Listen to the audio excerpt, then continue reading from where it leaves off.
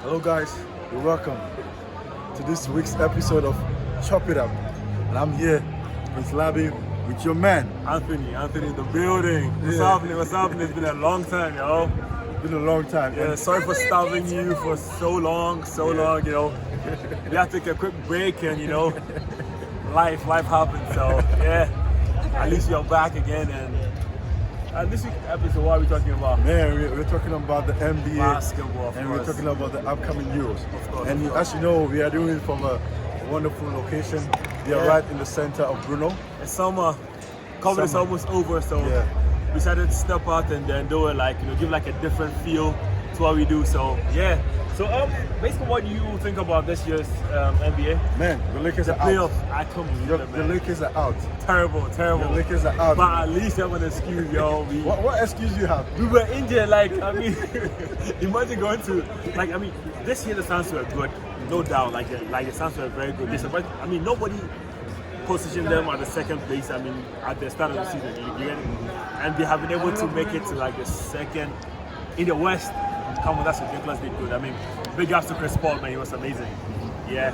So, I mean, entering into the playoffs with the injured LeBron James and then Anthony Davis, it was always going to be hard. But I really thought, some way, somehow, the boys will be able to pull through. I mean, it was like heartbreaking for all of us. Like, I mean, it was terrible. And I feel that, man, I think many people underestimated the Suns.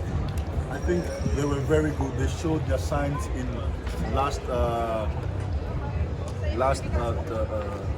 playoff, in the bubble. In the bubble. Like they're playing. They're playing. Yeah, I think they won 8 straight. Without even making the tournament. That was crazy. I mean, for them to be able to build up from that to this, I mean, look at Andre Ayton.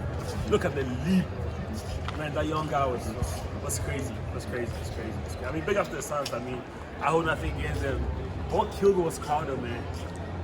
Crowder had it on LeBron for the first time, man. LeBron has been kicking him every time. Every time LeBron has his number. And finally, Crowder has been able to get one over LeBron. And it's killing me. Yeah. Seriously. And so sad for the Lakers. They're not going to repeat.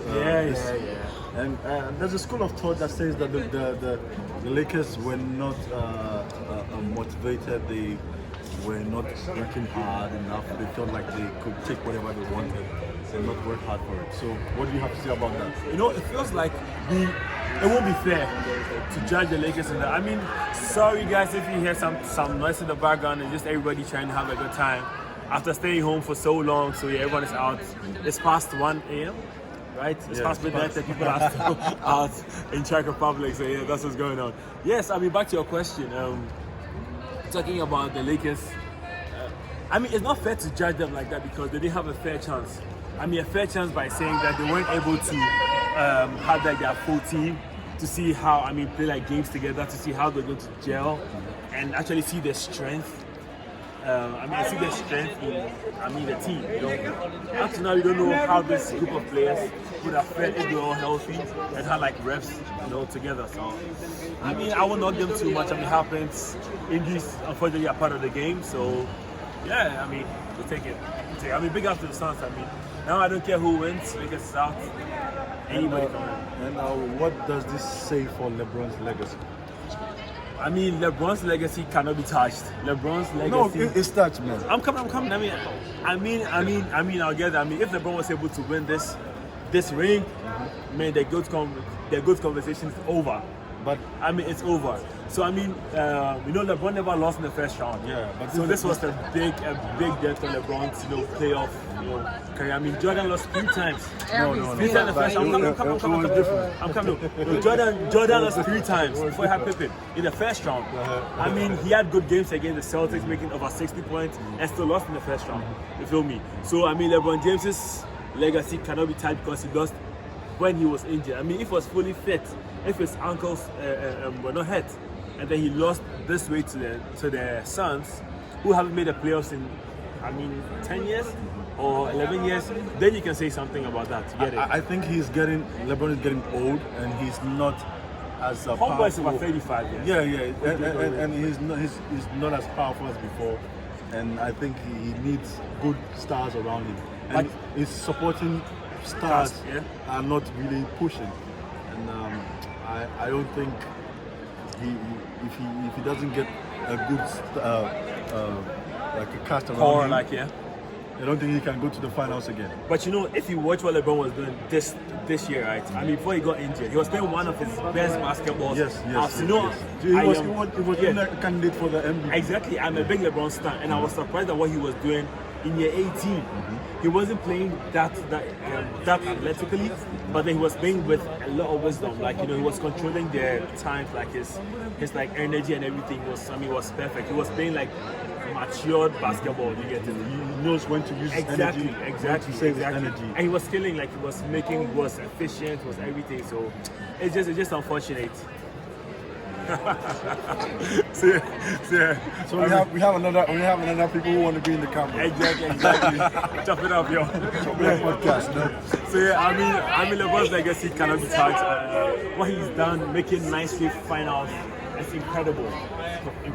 Jordan didn't do that. A lot of people didn't do that. So yeah, so LeBron's legacy is cast in stone. I mean, yes, you can't touch it. But you know, the playoffs continue. Yeah. And who do we have in the playoffs? We have the Nets. The Nets are going to face the Bucks. And you know, we have the three-headed monster. This We time have Kevin Durant, we have James Harden, we have Kyrie Irving. They are fit, they are strong, They're and like they are a going to cheat code, face. bro. They're like a cheat code. They're going to face Giannis. You know, this time around, I feel like the Bucks are going to do something crazy, and they could surprise because, like, I mean, it wouldn't even be a surprise if the Bucks kick the Nets out because the Bucks are playing together. Their core of Antetokounmpo and then, you know, No Stone. I mean, Middleton. They have been together for like a long time with the same coach. You get it? So I feel like they should be able to push the Nets to the brink. I mean, the Nets wouldn't sweep them. It'll be impossible to sweep them. So yeah, I feel. I mean, I wouldn't be. If I'm to pick, right? What are you going to pick? My head is going with the Nets, but my heart is going with the Bucks. I feel The experience, you know. I feel that playing together. the Nets have an unstoppable offense. What about defense? And the defense could come out when it's needed. And you know what they say about championship? Defense wins championships. Exactly. So However, with the Bucks, you know, Giannis has a very bad free throw per conversion percentage, and in this kind of games, it may take 1 or 2 points or 3 points because they are very close games. And you know, Giannis is the guy who goes to the rack all the time, and if he doesn't if he goes to the basket and he gets fouled and he doesn't convert those free throws, you know, he could come back to hunt the Bucks. Exactly. So But look at the Bucks team right now, right? They have a lot of shooters. I know they have A lot of shooters. I mean, I know they have a lot of PJ Tucker is dead from the 3. I know. Middleton is killing from the 3. I know exactly. And the, Holiday is killing it on the 3. Exactly. So I mean, you can't clog the defense like what the Suns did with Lakers by clogging the D and then LeBron having to kick out to Schroeder and KCP and then missing the free throw. I mean, if Joe Holiday, if PJ Tucker, if Middleton is open and at the 3. My head is with the Bucks and my heart is with the Nets. So I don't know what's going to happen, but I mean, I wouldn't be surprised if it's a blowout. If the Bucks see the Nets, because the Bucks have experience on them sides, and then they have played together. This year they weren't really bothered with too much injuries, unlike the Nets. The Nets haven't played together, like the top 3, the 3-headed lions, in the Nets they haven't played together for like that while. So they don't have like a lot of repetitions and everything. yeah, so man, Chelsea won the final. Tell me about it, boy. Tell me about it. We are champions. Tell me We about are it. champions. We are number one. We are number one. Blue is forever the We color. are number one. Blue forever the color. Yo, We are champions. see, Number one. look up, show up. Show up the sky. Yeah. Sky is blue. The whole sky is blue in Europe right now. Yeah, We are number Chelsea one. champions of Europe. Undisputed. All day. Undefeated. All day. Mwah, mwah, mwah. The best Yeah, team. So man, we were distracted. So back to the point. Of course. Yeah. So you're talking about the former team. You know, I was saying like in 2012 when Chelsea won the Champions League, it felt like the end of an era. You know, when we had Drogba, Lampard, John Terry, Bosenga, Peter Cech, like, I mean, they were at the end of like their careers basically, or their careers at Chelsea.